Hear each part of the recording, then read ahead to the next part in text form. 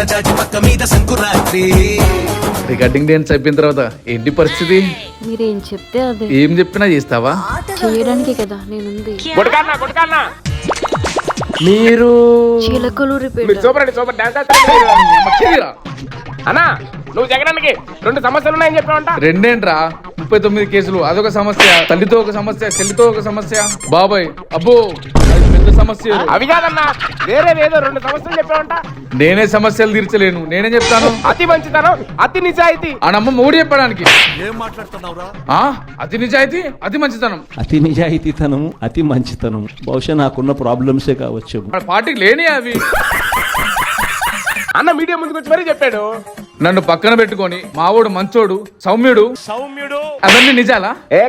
కాదు ఈ గ్యాప్ లో సారీ అన్న, సారీ.